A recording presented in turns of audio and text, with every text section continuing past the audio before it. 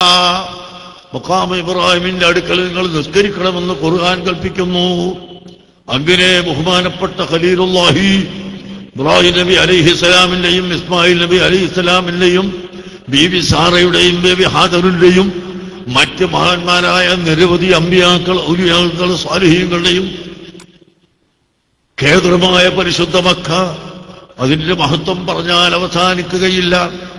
അതുപോലെ ഹബീബ് മുഹമ്മദ് റസൂലുള്ളാഹി സ്വല്ലല്ലാഹു അലൈഹി വസല്ലമ തങ്ങൾ ഹിജറ പോയ മദീന, അതിന്റെ മഹത്വവും പറഞ്ഞാൽ അവസാനിക്കുകയില്ല.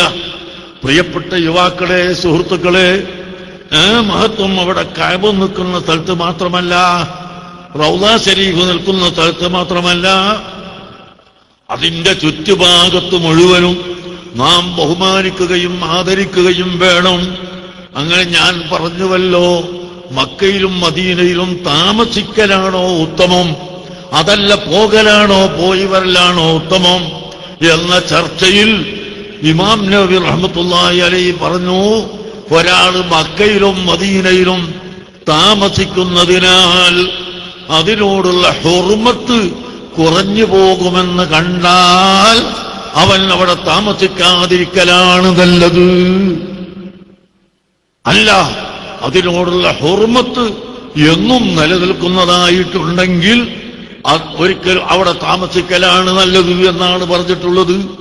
അതുകൊണ്ട് എല്ലാവരും ഈ പരിശുദ്ധമായ ഭൂമിയിൽ ജീവിക്കുമ്പോൾ നമ്മുടെ നാട്ടിലെ പോലെ തന്നെ ഹോട്ടലുകളും റോഡുകളും കാറും ലോറിയും ബസ്സും കാണുമ്പോൾ അതുപോലെ തന്നെയാണെന്ന് മനസ്സിലാക്കാതെ പരിശുദ്ധ കഅബ കൊണ്ടാണ്, പരിശുദ്ധ മദീന കൊണ്ടാണ് ഈ രാജ്യത്തിന് ഇത്രയും വലിയ നേട്ടമുണ്ടായതെന്ന് മനസ്സിലാക്കുകയും ഈ ഹുർമത്ത് നിങ്ങളുടെ ഓരോരുത്തരുടെയും ഹൃദയത്തിൽ ഉണ്ടാവുകയും ചെയ്യണമെന്ന് ഞാൻ നിങ്ങളോട് ഓർമ്മപ്പെടുത്തുകയാണ്. ഇപ്പോൾ ഇത്രയും വലിയ ജനാവലി, 2000-ന്റെ മേലെ ആളുകൾ ഇവിടെ വന്ന് നോമ്പ് തുറന്നു. അൽഹംദുലില്ലാഹ്, നമ്മുടെ സുന്നത്ത് ജമാഅത്തിന്റെ പ്രവർത്തകർ കഠിനാധ്വാനം ചെയ്ത് 4 ദിവസം കൊണ്ട് നിങ്ങളെ എല്ലാവരെയും വിളിച്ചു വരുത്തി ഇവിടെ നോമ്പുതുറ നടത്തി. ശൈഖന്മാർക്കും നോമ്പുതുറ നടത്തി, എല്ലാവർക്കും നോമ്പുതുറ നടത്തി. ഇത് അല്ലാഹുവിന്റെ ഒരു മഹദായ ഫളിലാണ്. ഈ രാജ്യത്ത് നമുക്കിങ്ങനെ ഒരുമിച്ച് കൂടാനും നമുക്ക് നിങ്ങളോട് സംസാരിക്കാനും എന്ന് മാത്രമല്ല, സൗദിയിലെ ഒരംഗമായി നിന്നെ ഞങ്ങൾ കണക്കാക്കുന്നു എന്ന് എന്നോട് പറയാനും എല്ലാം കാരണമായത് അർഹമുർ-റഹീമായ അല്ലാഹുവിന്റെ നിഅമത്താണ് എന്ന് നിങ്ങളോട് ഞാൻ ഓർമ്മപ്പെടുത്തുന്നു. പിന്നെ എന്നോട് പലരും അസ്സലാമു അലൈക്കും വഅലൈക്കും അസ്സലാം സലാം പറഞ്ഞു, ഉസ്താദെ എന്തൊക്കെ റാഹത്ത് തന്നെയല്ലേ എന്ന് ചോദിക്കും. മുഅ്മിനീങ്ങളാണ്, നമ്മളെ വലിയ മുഹിബ്ബീങ്ങളായ ആളുകൾ, ജീവിതത്തിൽ ഒരിക്കലും കാണാത്ത ആളുകൾ, ഒരു പ്രാവശ്യം കണ്ടാൽ തരക്കേടില്ലെന്ന് ആഗ്രഹിക്കുന്നവർ, കാണാതെ ദുആ ചെയ്യുന്നവർ. ചില ആളുകളൊക്കെ എന്നെ കാണുമ്പോൾ, ഉസ്താദെ 25 കൊല്ലമായി ഉസ്താദിന്റെ കൈയൊന്ന് പിടിക്കാൻ ഞാൻ ആഗ്രഹിച്ചുകൊണ്ടിരിക്കുകയായിരുന്നു. ഞങ്ങൾ ഉസ്താദിന് വേണ്ടി ദുആ ചെയ്യാറുണ്ട്, ഞങ്ങൾ ഖുർആൻ ഓതി ദുആ ചെയ്യാറുണ്ട് എന്നൊക്കെ പറയുന്ന എത്രയോ 10,000 ലക്ഷങ്ങൾ ഈ മുഅ്മിനീങ്ങളായ ജനങ്ങളുടെ ഹൃദയത്തിൽ നിന്ന് വരുന്ന സ്നേഹവും ദുആയും അത് മാത്രമാണ് നമ്മുടെ ലക്ഷ്യമെന്ന് ഞാൻ പ്രത്യേകം നിങ്ങളോട് ഓർമ്മപ്പെടുത്തുകയാണ്. അതിനുവേണ്ടിയാണ് നമ്മൾ ജീവിക്കുന്നത്. ഈ മഹബ്ബത്താണ് നമ്മുടെ മഹബ്ബത്ത്, ഈ മഹബ്ബത്താണ് നമ്മുടെ ഏറ്റവും പ്രധാനപ്പെട്ട വിഷയം എന്ന് ഞാൻ നിങ്ങളെ ഓർമ്മിപ്പിക്കുകയാണ്. മുഅ്മിനീങ്ങൾ തമ്മിൽ ഒരിക്കലും ചീത്ത പറയാൻ പാടില്ല, ആരെയും ആക്ഷേപിക്കാൻ പാടില്ല, കളവ് പറയാൻ പാടില്ല. അതല്ലേ പരിശുദ്ധ ഇസ്ലാം നമ്മളെ പഠിപ്പിക്കുന്നത്, അതാണ് പരിശുദ്ധ ഇസ്ലാം പഠിപ്പിക്കുന്നത്. ശ്രദ്ധിച്ച് മനസ്സിലാക്കണം. അക്രമുന്നാസി ഇൻദല്ലാഹി അഹ്സനുഹും അഖ്ലാഖാ. അക്രമുന്നാസി ഇൻദല്ലാഹ്, അല്ലാഹുവിന്റെ അടുക്കൽ ഏറ്റവും അക്രമ്, അഹ്സനുഹും അഖ്ലാഖാ, നിങ്ങളിൽ വെച്ച് ഏറ്റവും നല്ല സ്വഭാവി ആരാണോ അവനാണെന്ന് നബി സല്ലല്ലാഹു അലൈഹി വസല്ലം തങ്ങൾ പറഞ്ഞു. അതുകൊണ്ട് നമ്മൾ ഈ കാണുന്ന ഒരുമിച്ച് കൂടൽ കൊണ്ട് നമ്മൾ പഠിക്കേണ്ടത് നമ്മുടെ സൽ സ്വഭാവമാണ്. പരിശുദ്ധ റമളാനിനെ അല്ലാഹു തആല വെച്ചിട്ടുള്ളത് പാവപ്പെട്ടവരുടെ വിശപ്പും കഷ്ടപ്പാടും ധനികന്മാര് കൂടി അറിയണം.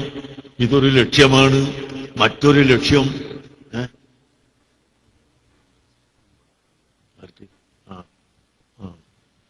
അതുകൊണ്ട് എല്ലാ ആളുകളും നല്ലപോലെ ഓർമ്മയിൽ വെച്ച് പരിശുദ്ധ റമളാൻ ശഹ്റു റമളാൻ അല്ലദീ ഉൻസില ഫീഹിൽ ഖുർആനു ഹുദൽ ലിന്നാസി വബയ്യിനാത്തിൻ മിനൽ ഹുദാ വൽ ഫുർഖാൻ. പരിശുദ്ധ ഖുർആൻ അവതരിച്ചതായ മാസം. എന്താണ് ഖുർആൻ? ഒന്നും പറയാൻ സമയമല്ല. ഹുവൽ ഖുർആൻ. അല്ലാഹുവിന്റെ ഹബീബ് പറഞ്ഞു, എനിക്ക് നൽകപ്പെട്ടത് ഖുർആനാണ്. ഖുർആൻ ഖിയാമത്ത് നാൾ വരെ യാതൊരു മാറ്റവുമില്ലാതെ, വള്ളിപുള്ളിക്ക് വ്യത്യാസമില്ലാതെ, ശബ്ദത്തിന് വ്യത്യാസമില്ലാതെ, ശൈലിയിൽ വ്യത്യാസമില്ലാതെ, അർത്ഥത്തിന് വ്യത്യാസമില്ലാതെ അല്ലാഹു സുബ്ഹാനഹു വ തആല ഇവിടെ കാത്തു സൂക്ഷിക്കും. അതാണ് പരിശുദ്ധ ഖുർആൻ. ആ പരിശുദ്ധ ഖുർആൻ ഓതാൻ നിങ്ങളൊക്കെ ഉത്സാഹിക്കണം. എല്ലാവരും രാത്രി കിടക്കുന്നതിന് മുമ്പ് ഒരു 10 മിനിറ്റ് ഖുർആൻ ഓതുക. ജോലിക്കാരായിരിക്കുമല്ലോ, ജോലിക്കാർ വന്ന് വളരെ ബുദ്ധിമുട്ടി 12 മണിക്ക് 1 മണിക്കൊക്കെ വന്ന്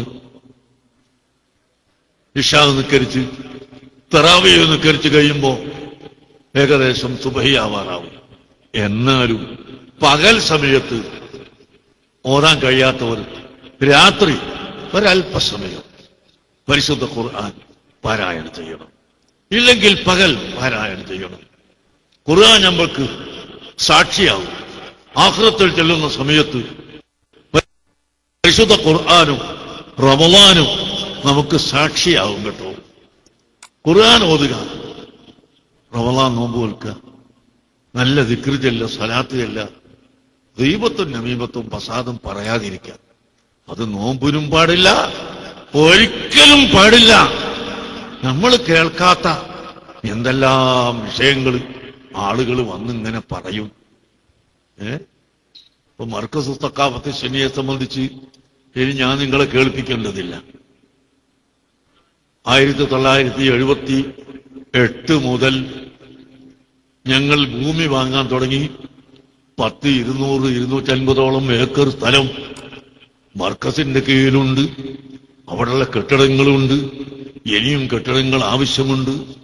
ഇതെല്ലാം മർക്കസിന്റെ പ്രസിഡന്റ്, സെക്രട്ടറി എന്ന നിലക്കാണ് ആധാരം എഴുതിയിട്ടുള്ളതെന്ന് എല്ലാവർക്കും അറിയാം. നാളെ അടുത്ത ദിവസം ഒരാളിനോട് ഓടി വന്നിട്ട് പറയുന്നു, ഉസ്താദേ, മർക്കത്തിന്റെ ഭൂമി മുഴുവനും ഉസ്താദിന്റെ പേരിലാണ് എന്ന് എന്നെ പറഞ്ഞു ധരിപ്പിച്ച് വിശ്വസിപ്പിച്ച് ഞാനത് വിശ്വസിച്ചു പോയി.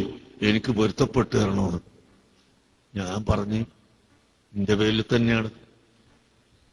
ഇങ്ങനെ മർക്കസു തഖാഫത്ത് സുന്നിയയുടെ പ്രസിഡന്റ് എന്ന നിലയിൽ സയ്യിദ് അബ്ദുൽ ഖാദിർ അഹ്ദൽ തങ്ങളുടെയും അതിന്റെ ജനറൽ സെക്രട്ടറി എന്ന പേരിൽ AP അബൂബക്കർ മുസ്ലിയാരുടെയും പേരിൽ മർക്കസിന് വേണ്ടി ഞങ്ങൾ തീരു തന്നു എന്ന് കാണും.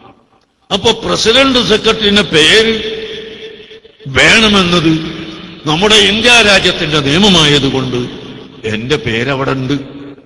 അതാണെങ്കിൽ ശരിയാണ്.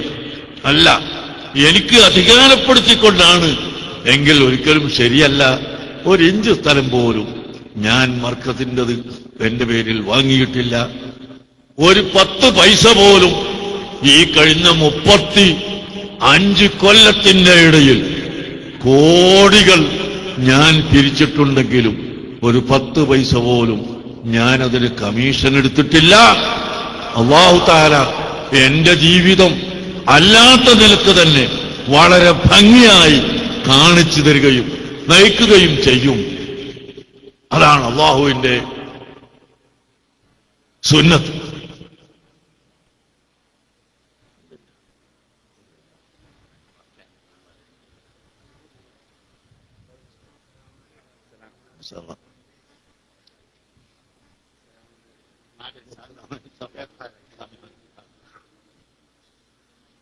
അപ്പൊ അതുകൊണ്ട് മനുഷ്യനെ വഴിവേൽപ്പിക്കാൻ പലതും പറയുന്ന ആളുകളുണ്ട്.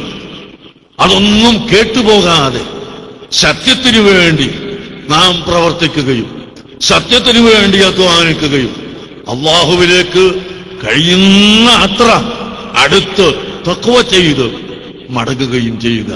യാ അയ്യുഹല്ലദീന ആമനു തഖുല്ലാഹ വഖൂലു ഖൗലൻ സദീദാ യുസ്ലിഹ് ലക്കും അഅമാലക്കും വയഗ്ഫിർ ലക്കും ദുനൂബക്കും വമൻ യുതിഇല്ലാഹ വറസൂലഹു ഫഖദ് ഫാസ ഫൗസൻ അദീമാ. യാ അയ്യുഹല്ലദീന ആമനു, ഓ മുഅ്മിനുകളെ, ഇത്തഖുല്ലാഹ്, നിങ്ങൾ അല്ലാഹുവിനെ തഖ്വ ചെയ്യണം, അല്ലാഹുവിനെ പേടിക്കണം. വഖൂലു, നിങ്ങൾ പറയണം, ഖൗലൻ സദീദൻ, നേരെയുള്ള ചൊവ്വായ സത്യമായ വാക്ക് മാത്രം നിങ്ങൾ പറയണം. എന്നാൽ യുസ്ലിഹ് ലക്കും അഅമാലക്കും, നിങ്ങളുടെ അമലുകളൊക്കെ അല്ലാഹു തആല നന്നാക്കി തരും. വയഗ്ഫിർ ലക്കും ദുനൂബക്കും, നിങ്ങളുടെ ദോഷങ്ങളെ അല്ലാഹു തആല പുറത്തു തരികയും ചെയ്യും എന്ന് പരിശുദ്ധ ഖുർആൻ പഠിപ്പിക്കുന്നു. അതുകൊണ്ട് ഖൂലു ഖൗലൻ സദീദാ, നിങ്ങൾ നേരെയുള്ള വാക്ക് പറയണം, ചൊവ്വായ വാക്ക് പറയണം, സത്യമായ വാക്ക് പറയണം, ആവശ്യമുള്ളത് മാത്രം പറയണം. അതാണ് പരിശുദ്ധ ഖുർആനിന്റെ കൽപ്പന. ആകയാൽ അങ്ങനെയുള്ള വാക്കുകൾ പറയുന്ന മുത്തഖീങ്ങളായ ജനങ്ങളിൽ അള്ളാഹു നമ്മളെ എല്ലാവരും ഉൾപ്പെടുത്തി തരട്ടെ. നിങ്ങളെല്ലാവരും ദ്വാരക്കണം, അത് മാത്രമേ എനിക്ക് പറയാനുള്ളൂ. ചില ആളുകൾ പറയും, ഞങ്ങളെ വയസ്സിൽ നിന്ന് 1, 2, 5 വയസ്സ് എടുത്തിട്ടാലും ഉസ്താദിന് വയസ്സ് തരാൻ വേണ്ടി ഞാൻ ദ്വാരക്കും. ഞാൻ പറയാം, ഒന്നും വേണ്ട, അള്ളാഹു തആലക്ക് അല്ലാതെ തന്നെ കഴിവുണ്ടല്ലോ, നിങ്ങൾ വയസ്സെടുക്കേണ്ട ആവശ്യമില്ല. അല്ലാതെ തന്നെ എന്നാലും ഈ സാധുക്കൾ അവരെ മഹബത്ത് കൊണ്ട് പറയുകയാണ്, അവരുടെ ഹുബ്ബ് കൊണ്ട് പറയുകയാണ്.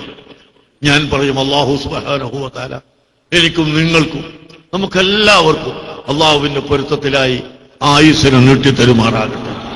പ്രിയപ്പെട്ട മുഅ്മിനീങ്ങളെ, എത്ര ആളുകൾ മരണപ്പെട്ടു പോയി. ബഹുമാനപ്പെട്ട താജുൽ ഉലമാ സയ്യിദ് അബ്ദുറഹ്മാൻ ബുഖാരി തങ്ങൾ നമ്മിൽ നിന്ന് വിട്ടുപിരിഞ്ഞു പോയി. ബഹുമാനപ്പെട്ട എം.എ. അബ്ദുൽ ഖാദിർ മുസ്ലിയാർ നമ്മിൽ നിന്ന് വിട്ടുപിരിഞ്ഞു പോയി. ബഹുമാനപ്പെട്ട ഉസ്താദുൽ അസാത്തീദ് ഓക്കെ സൈനുദ്ദീൻകുട്ടി ഉസ്താദ് നമ്മിൽ നിന്ന് പിരിഞ്ഞുപോയി.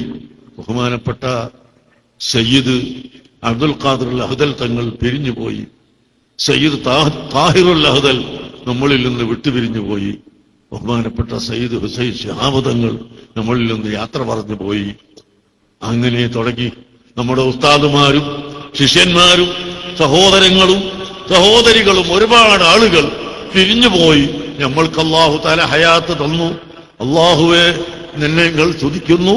ഞങ്ങൾക്കിനിയും നിന്റെ ദീനിന്റെ ഖിദ്മത്തിന് വേണ്ടി ആയുസ് നീട്ടിത്തരണം റഹ്മാനേ.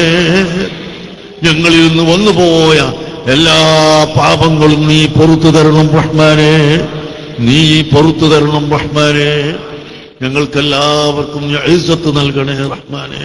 നിങ്ങളെല്ലാവരുടെ കയ്യിൽ ഒരു കവറ് കൊടുത്തയക്കുന്നുണ്ട്. ആ കവറിൽ ഒരു കൂപ്പനും ഉണ്ടാകും. ആ കൂപ്പനിൽ നിങ്ങൾ പേരെഴുതി നിങ്ങൾ മാസത്തിൽ നമ്മൾക്ക് തരുന്ന മർക്കസിന് കൊടുക്കുന്ന ഒരു സംഖ്യ നിങ്ങൾ അതിൽ എഴുതിയിട്ട് തിരിച്ചു തരണം. ഇന്ന് തന്നെ ഇപ്പൊ പോകുന്നതിന് മുമ്പ് തിരിച്ചു തരണം. കാരണം നിങ്ങൾക്കറിയല്ലോ, 100, 50 ഇൻഷാല്ലാഹ് ഇൻഷാല്ലാഹ് ഇൻഷാല്ലാഹ് ഇൻഷാല്ലാഹ്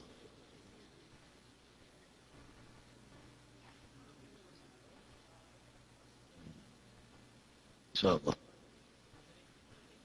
ഐസിയുവിൽ കിടക്കുന്ന സഹോദരന്മാര്, വെന്റിലേറ്ററിൽ കിടക്കുന്ന സഹോദരന്മാര് പലരും നമ്മളോട് ദുആ കൊണ്ട് വസിയത്ത് ചെയ്തിട്ടുണ്ട്. ഞാൻ അവസാനം ദ്വാരക്കാണ്, കൂടുതൽ പറയുന്നില്ല. നിങ്ങളെല്ലാവരും നമ്മളെ സഹായിക്കണമെന്ന് പറഞ്ഞാൽ ദീനിനെ സഹായിക്കണം. നിങ്ങൾക്കറിയാം, ഞാൻ ചോദിക്കട്ടെ, 3.5 കോടി ഉറുപ്പിക അല്ലെങ്കിൽ 4 കോടി ഉറുപ്പിക ഒരു മാസത്തിൽ ചെലവ് വരുന്ന ഒരു സ്ഥാപനം, 1800-ലധികം ജോലിക്കാരുള്ളൊരു സ്ഥാപനം, ഇത് വളർത്താൻ എത്ര പ്രയാസമുണ്ട്. സുഹൃത്തുക്കളെ. അതിന്